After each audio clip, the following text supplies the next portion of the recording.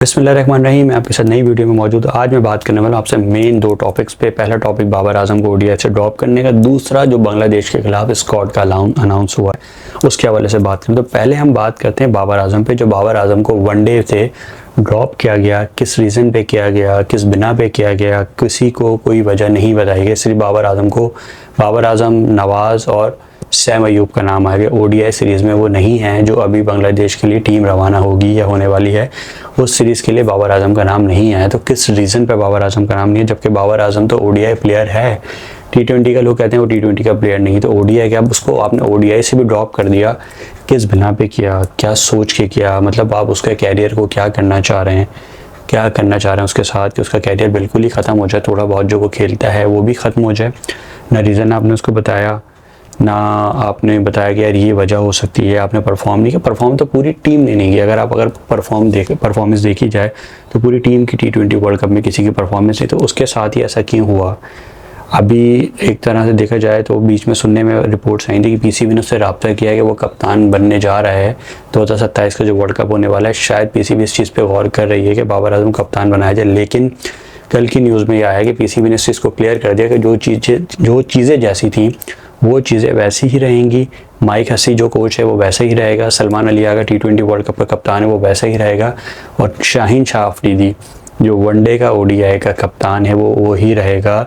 शाहीन शाह अफरीदी की पूरी आप इसमें परफॉर्मेंस देख लें, टी20 वर्ल्ड कप में क्या परफॉर्मेंस रही। अगर बात की जाए शाहीन शाह अफरीदी की कप्तानी की, नो डाउट वो कप्तान बहुत अच्छा है, लेकिन अगर बात फिटनेस की आती है तो शाहीन शाह अफरीदी अभी टी20 वर्ल्ड कप में वो अनफिट रहे हैं, उनको इंजरी का शिकार रहे हैं, उनको प्रॉब्लम्स रही है। तो क्या आया आप एक बॉलर को टी20 वर्ल्ड कप, मतलब जो आने वाला वर्ल्ड कप है उसका कप्तान बनाने जा रहे हैं, तो शाहीन शाह अफरीदी इंजरी के शिकार रहते हैं। तो क्या पीसीबी को या चेयरमैन को, जो हमारे सिलेक्शन कमेटी, उनको लगता है कि वो वर्ल्ड कप जो आने वाला है उसमें वो कप्तान अच्छे साबित होंगे? हम कितनी प्रैक्टिस करेंगे? अभी हमारे पास मौका बहुत अच्छा था पीसीबी के पास कि जो बांग्लादेश टूर पे एक टीम जा रही थी, तो यहाँ पर कोई नए कप्तान को टेस्ट किया जाता, नए कप्तान को बनाया जाता, तो फ़खर जमान पे गौर किया जाता या किसी और प्लेयर के ऊपर साथ जाते आप उसको टेस्ट करते कि यार शायद हम कुछ बेहतर चीज़ कर सकते। शाहीन शाह अफरीदी का हमेशा से ये रहा है, बड़े मैचेस में, बड़ा टूर्नामेंट्स में वो फिट नहीं रहते, तो आप उसको इतना खिला रहे हैं। दूसरी बात, उसको रेस्ट बिल्कुल नहीं दे रहे। शाहीन शाह अफरीदी को बैक टू मैचेस खेलने जा रहे हैं। अभी 2-2.5 महीने बाद आपका पीएसएल शुरू हो जाएगा। पीएसएल का पीछे वर्ल्ड कप में आप रहते हैं 4 से 5 महीने। 4 से 5 महीने में आप कितना उसको फिट रखेंगे? इतना खेलेगा तो डेफिनेटली वो इंजरी का शिकार होगा। तो आया ये पीसीबी का ये फैसला अच्छा है कि उसको कप्तान मुकर्रर कर दिया गया है कि वो 2027 का जो वर्ल्ड कप होगा उसमें शाहीन शाह अफरीदी ही कप्तान होगा। जबकि अगर ये गौर किया जाता कि बाबर आजम भी हो सकता था, क्योंकि बाबर आजम ने अपनी कप्तानी में बहुत अच्छा दौर गुजारा है, बहुत अच्छे मैचेस। तो खैर देखा जाए तो कोई भी सीरीज़, कोई भी टूर्नामेंट, कोई बड़ा कप अब तक किसी और कप्तान ने हमें नहीं दिया, तो बाबर आजम के लिए और भी कप्तान ऐसे नहीं कर सके। तो खैर अगर आप बात की जाए शाहीन शाह अफरीदी की फ़िटनेस पे, तो फिट नहीं रहते बड़े टूर्नामेंट में। शाहीन शाह अफरीदी की ये प्रॉब्लम रही है कि वो फिट नहीं रहते, इंजरी का शिकार वो रहते हैं। अब वो बांग्लादेश जा रहे हैं, बांग्लादेश में तो एक नॉर्मल सीरीज़ है, तो यहाँ तो खैर वो अच्छी कप्तानी कर लेंगे। और अगर देखा जाए तो लाहौर कलंदर की भी बहुत अच्छी क़यादत वो करते हैं, लेकिन ये बात इंटरनेशनल पे जब जाती है तो यहाँ आगे पता चलता है कि आप कितने पानी में हैं, आपकी कप्तानी कितनी अच्छी है। तो आया पीसीबी क्या सोच रही है, उनको किस तरह से ट्रेन कर रही है? आकिब जावेद पीछे बैठे हुए हैं, सारा कुछ आकिब जावेद ही कर रहे हैं, तो उनके दिमाग में क्या चल रहा है, क्या नहीं चल रहा, शाहीन शाह अफरीदी को कैसे ट्रेन कर रहे हैं। जहाँ तक मुझे ऐसा लगता है, या आप लोगों को भी शायद ऐसा लग रहा होगा कि हमें कोई एक बहुत सीनियर कप्तान चाहिए था वर्ल्ड कप के लिए। अभी आपने सलमान अली आगा को भी आजमा के देख लिया क्या रिजल्ट है। अब आप फिर एक तरह से देखा जाए तो ये हम टेस्ट ही करने जा रहे हैं ना वर्ल्ड कप के लिए, शाहीन शाह अफरीदी को लेके जा रहे हैं। जबकि हम आया शायद रिजवान पे भी गौर हो सकता था, बाबर आजम पे भी गौर हो सकता था इस कप्तानी के लिए कि हम कर सकते थे आया इस चीज़ पे गौर, लेकिन हम नहीं करने जा रहे। हम दोबारा एक नया टेस्ट करने जा रहे हैं और बस वही होगा। अल्लाह मालिक है वर्ल्ड कप का क्या होता है क्या नहीं होता। लेकिन अभी बात मैं दूसरी करना चाहता हूँ स्क्वाड पे। जो पाकिस्तान का स्क्वाड अनाउंस हुआ उसके अंदर बहुत सारे नए लड़के भी आए, जिनका नाम मैं आपको बताता जाऊँ कि शाहीन शाह अफरीदी इसके कप्तान हैं, अब्दुल समद हैं, फ़हीम अशरफ हैं, फैसल अकरम हैं, हारिस रऊफ़ हैं, हुसैन तलत पे मैं बात करना चाहता हूँ। हुसैन तलत जो है हमें सिर्फ और सिर्फ इन्हीं सीरीज़ में नज़र आ रहे होते हैं, उनकी कोई परफॉर्मेंस नहीं है। हुसैन तलत की पीएसएल उठा के देख लें, कहीं परफॉर्म नहीं करते। मुझे नहीं समझ आता हुसैन तलत क्या है, क्या जादू उन्होंने सिलेक्शन कमेटी पे किया हुआ है कि वो घूम फिर के लाजमी पाकिस्तानी टीम में नज़र आते हैं, परफॉर्मेंस उनकी कुछ भी नहीं है। हुसैन तलत के बाद अब आते हैं मोहम्मद रिजवान, अच्छा मोहम्मद जूनियर, ये वसीम जूनियर हैं, ठीक है, मोहम्मद गाजी गौरी के लड़के हैं, साद मसूद, अच्छा ये फ़रहान आ गए, साहबज़ादा फ़रहान का कहना अच्छा लगता है कि वर्ल्ड कप में उनका डेब्यू होगा। इन पे बहुत सारे लोगों की नज़रें होंगी, सिलेक्शन कमेटी की नज़रें होंगी कि ये क्या परफॉर्म करते हैं। जैसे T20 में तो आपने देखा उन्होंने बहुत अच्छा परफॉर्म किया, आया वर्ल्ड कप में क्या कर, इसमें वनडे में क्या करते हैं फ़रहान साहबज़ादा, तो देखते हैं। उसके बाद है हमारा सलमान अली आगा बरकरार हैं, और हमारे एक और लड़के हैं इसमें हुसैन। तो देखा जाए तो सलमान अली आगा, बहुत सारे लड़के तो वही हैं जो हम भी इसमें देख के आए T20 वर्ल्ड कप में। अब इसमें 2 लड़के ऐसे हैं जिसमें आप देख रहे हैं साद मसूद है और मास सदाकत, ये 2 लड़के ऐसे हैं जो अभी हमारे डोमेस्टिक खेल रहे हैं। डोमेस्टिक खेल रहे हैं, इनकी कोई परफॉर्मेंस इतनी खास नहीं है इन दोनों लड़कों की, जिनको आपने मतलब टीम ए में डाल दिया। और हुसैन तलत की अगर बात कर रहा हूँ तो हुसैन तलत की बात इसलिए कर रहा हूँ, हुसैन तलत अभी टीम ए हमारी जो है, जो नॉर्मल सीरीज़ होती है, जो लड़के टीम ए टीम बी, टीम ए के अंदर भी हुसैन तलत रहा है, मास सदाकत रहा है, इसके अंदर इनकी कोई परफॉर्मेंस नहीं थी। उठा के आप इनको पाकिस्तानी टीम में डाल दिया, किस बिना पे डाला नहीं समझ आता। अब आप देखें कामरान गुलाम, बीच में कामरान गुलाम बहुत अच्छे रन्स कर रहा था, लेकिन कामरान गुलाम अब गायब है। तो यही आया बात होती है कि हमारे लड़के आते तो हैं लेकिन जाते कहाँ हैं ये नहीं पता चलता। मां सदाकत हो गया, एक लड़का और है, अब इनकी कोई बॉलिंग में, एक इसमें बॉलर है, एक इसमें बैट्समैन है, एक की 50 है और एक ने पूरे मतलब उसमें हमारे 1 या 2 विकेट उसमें लिए, आपने उठा के उनको डाल दिया। सुफियान मुकीम एक बहुत अच्छा नाम था, वो कहाँ गायब हो गया, नहीं है पूरे स्क्वाड में। आप सुफियान मुकीम को इसमें रखते, उसको बेचते, उसको ट्रेन करें आगे के लिए, वर्ल्ड कप के लिए उसको तैयार करें, लेकिन नहीं है। हम ले देखे फिर अब उस्मान तारिक है, उसको आपने इसमें गायब कर दिया। अगर ऐसा था तो आप उसको रखते, उसको ट्रेन करें, उसको आगे लेके जाएं, वर्ल्ड कप के लिए उसको तैयार करें। ये सोच चेयरमैन PCB सिलेक्शन कमेटी के दिमाग में पता नहीं कहाँ से आएगी, कब कौन उनके दिमाग में चीज़ें डालेगा कि इन लड़कों को, जो खेलने वाले लड़के हैं, उनका नाम देना चाहिए। ऐसे लड़कों को जो PSL में परफॉर्म नहीं करते, सीरीज़ में परफॉर्म नहीं करते, ले दे के वो कुछ टाइम के लिए बाहर होते हैं, लेकिन फिर वो दोबारा टीम में आ जाते थे। हुसैन तलत से मेरी कोई मतलब पर्सनली कोई प्रॉब्लम उनसे नहीं, लेकिन परफॉर्म वो नहीं करते। आप उठा के हुसैन तलत का पूरा डाटा देख लें, पूरा कैरियर देख लें, हुसैन तलत ने कौन से मैचेस जितवाए, कितने रन उन्होंने PSL या इंटरनेशनल टीम में अगर वो भी रहें तो क्या परफॉर्म किया है। फ़हीम अशरफ बहुत अच्छा नाम है, फ़हीम अशरफ ऑलराउंडर बहुत अच्छे हैं, फ़हीम अशरफ खेलते बहुत अच्छे हैं। फ़हीम अशरफ का समझ आता है कि वो हर टूर्नामेंट में, हर इवेंट में आपको नज़र आएंगे, वो वनडे में भी हैं, वो T20 में भी, वो टेस्ट में भी होते हैं, लेकिन समझ आता है फ़हीम अशरफ पर। लेकिन हुसैन तलत मुझे कहीं से नहीं समझ आते।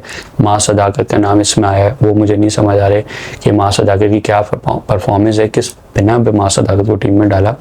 और अगर आप इसमें बात करें, आप फ़खर जमान को रख सकते थे। आई थिंक फ़खर जमान ने शायद वनडे से रिटायरमेंट ले ली मेरे ख्याल से, मुझे कंफर्म नहीं है, आई एम श्योर कि ऐसा है या नहीं है। सो उसके अलावा भी बहुत सारे लड़के थे जिनको आप ले सकते, लेकिन आपने स्क्वाड फिर किस बिना पे स्क्वाड बनाया है। अगर आप यही आगे वर्ल्ड कप आने वाला है, कि वर्ल्ड कप में हम इन्हीं लड़कों के साथ जा रहे हैं जो अभी अनाउंस किया है, जो स्क्वाड अभी बांग्लादेश के साथ जा रहा है, आगे भी क्या हम इन्हीं स्क्वाड के साथ, इन्हीं लड़कों के साथ वर्ल्ड कप में जा रहे हैं। मुझे ऐसा नहीं लगता कि बहुत बड़े नाम हैं जो वर्ल्ड कप में, आपने देख लिया कितनी बड़ी बड़ी टीमें वर्ल्ड कप से सामना होगा। ये जो नए लोग, आपने नए लड़के जो इंट्रोड्यूस करवा दिए हैं अचानक से, तो क्या आपको लगता है कि ये परफॉर्म कर सकेंगे? अभी T20 में भी आपने देख ही लिया होगा क्या लड़कों की परफॉर्मेंस थी, कितना परफॉर्म किया है। नए लड़कों को भी आपने चांस दे के देख लिया, कुछ भी हासिल नहीं हुआ। अब वर्ल्ड कप के बाद, मतलब T20 वर्ल्ड कप के बाद, वर्ल्ड कप में भी आप एक नया टेस्ट करने जाएंगे, नए लड़कों को फिर से चांस देंगे।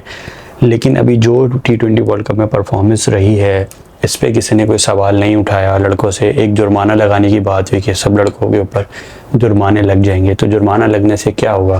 कुछ भी नहीं होगा। अब कल एक मैं देख रहा था कि जो उस्मान ख्वाजा, जो ऑस्ट्रेलियन प्लेयर है, उसने बोला है कि यार मतलब क्या है ये PCB, क्या मुल्क है ये पाकिस्तान के। मतलब आप देखें कि प्लेयर्स के ऊपर जुर्माने लगाए जा रहे हैं, तो प्लेयर क्या परफॉर्म करेंगे, क्या दिमाग होगा। मतलब वो बंदा बैठ के वहाँ बोल रहा है जुर्माना लगाने से कुछ नहीं होना। आप उनसे पूछें, आप लड़कों को चेंज करें, जो परफॉर्म नहीं करता उसको बाहर करें, परफॉर्मेंस के बिना पर सेलेक्ट करें ना, परफॉर्मेंस के बिना पर लड़कों को लेकर आएँ। जुर्माने लगाना कोई हल नहीं है। इस तरह के हमने बहुत सारी चीज़ें करके देख ली, लेकिन कोई हल नहीं निकला। हम हर साल हर कप इसी तरह हार जाते हैं और बोलते हैं कि अब नई टीम बनी है, ये कुछ करेगी, लेकिन करती वो कुछ भी नहीं है। इंडियन यही होता है, हम हारते हैं और वापस आते हैं, उनसे पूछता कोई भी नहीं है, कोई सवाल उनसे नहीं करता कि आपने क्यों नहीं परफॉर्म किया, किस चीज़ की कमी है आपको कौन सपोर्ट नहीं करता। पाकिस्तानी अवाम आपको सपोर्ट करती है, पीसीबी आपको सपोर्ट करता है, हर चीज़ आपको मिलती है, इतनी दुआएं आपसे करते हैं, लेकिन आप परफॉर्म फिर भी नहीं करते। कौन करेगा इनसे सवाल, कौन इनसे पूछेगा? हम नहीं पूछते, कब आता है हारते हैं, भूल जाते हैं, फिर कोई नई सीरीज अनाउंस हो जाती है, कुछ नया आ जाता है, एक आध कोई प्लेयर आता है वो परफॉर्म करता है, उसके चर्चे शुरू हो जाते हैं, नया प्लेयर आया ये कुछ करेगा, इसको टीम में डालते हैं, कुछ नहीं होता। ख्वाजा नाफे को आपने डाला, उसने पीएसएल में परफॉर्म किया, क्या परफॉर्मेंस है ख्वाजा नाफे इंटरनेशनल प्लेयर में, क्या परफॉर्म किया उसने यार?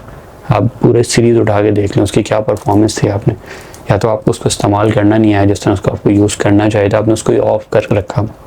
आप इंडिया से सीखें यार, इंडिया से सीखें, उन्होंने संजू सैमसन को किस तरह से यूज़ किया है, उसको जिन मैचेस में उसकी ज़रूरत नहीं थी उसको बिठा के रखा, जहाँ ज़रूरत थी उसको लाने के बाद उसने परफॉर्म भी किया। उसने सूर्य कुमार को जवाब दिया, एक इंटरव्यू में प्रेस कॉन्फ्रेंस में सूर्य कुमार से किसी ने बोला कि आप तिलक वर्मा की जगह संजू को खिलाएं, तो वो हंस पड़ा, उसको संजू पे हंसा कि आप कह रहे हैं तिलक की जगह मैं संजू को खिलाऊं, ऐसा पॉसिबल नहीं। लेकिन जब संजू को खिलाया तो उसने सूर्य कुमार को जवाब दिया कि आप मुझ पे हंसे थे, आप मेरी परफॉर्मेंस देखें।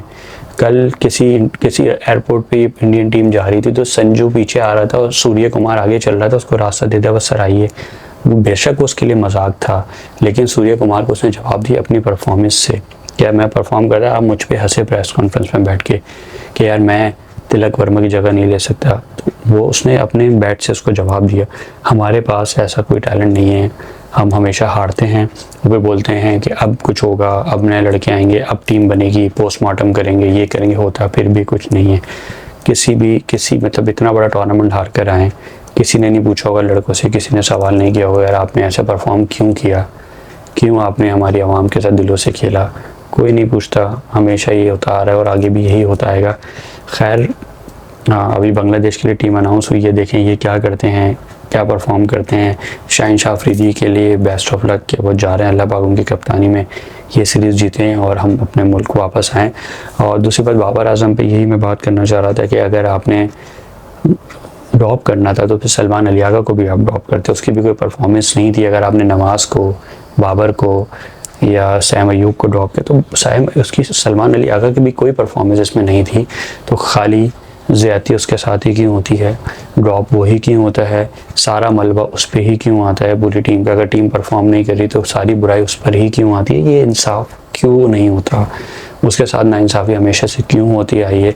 ये समझ से बाहर है कि उसका एक ऑरा है, उसकी एक क्लास है, वो शायद हम लोगों से हज़म नहीं होती और काफ़ी सारे फैंस से भी नहीं होती। तो खैर मैं बस ये कहना चाहता हूँ परफॉर्म करें, उसको टीम में रखें, जो नहीं करता उसको बाहर कर दें, भले कितना बड़ा नाम हो।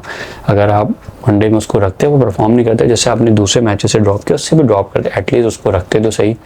आपने उसका मयार इस तरह का गिराया कि वो जाके हमारे नेशनल टैलेंट, ठीक है वो हमारे मुल्क के कप है, वो खेल रहा है, उसने डोमेस्टिक खेलेगा, डोमेस्टिक में रन करेगा और डोमेस्टिक में रन करके वापस आएगा, परफॉर्म करके ही वापस आएगा।